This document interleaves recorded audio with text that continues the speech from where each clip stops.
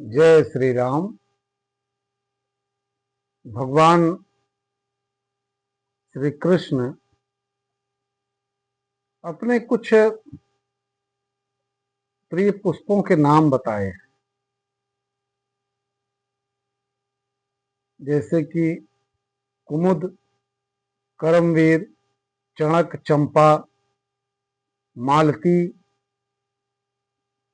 जाति पुष्पम, नंद्यावर्त, नंदिक, पलाश के फूल और पत्ते, दूर्वा, वृंदक और बनमाला। सब प्रकार के फूलों से अच्छा उत्पल और उससे भी अच्छा पद्म, और पद्म से शतदल, और इससे भी अच्छा सहस्त्रदल, और उससे भी अच्छा पुंडरीक, और हजार पुंडरीक से बढ़कर तुलसी का गुण कहा है। पूजा के संबंध में भी कहा जाता है कि यदि फूल न मिले तो तुलसी के पत्तों से ही पूजा कर लेनी चाहिए, और अगर तुलसी का पत्ता न मिले तो उसका जो दल है, वह दल न मिले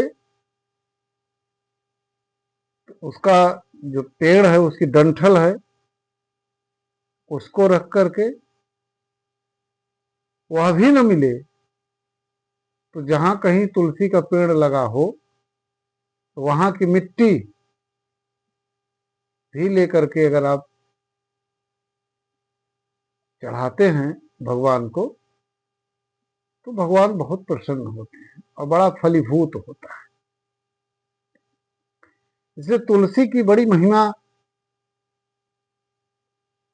भगवान ने बताई है।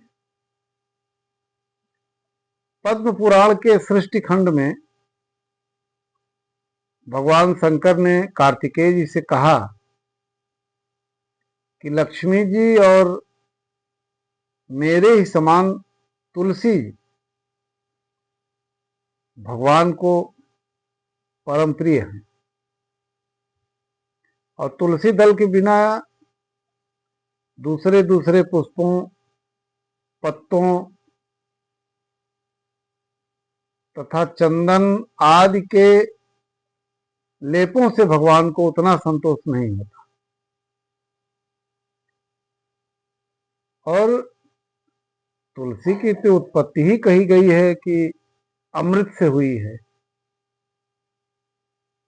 समुद्र मंथन के समय कहते हैं कि भगवान विष्णु के आनंदाश्रुओं से तुलसी की उत्पत्ति हुई है।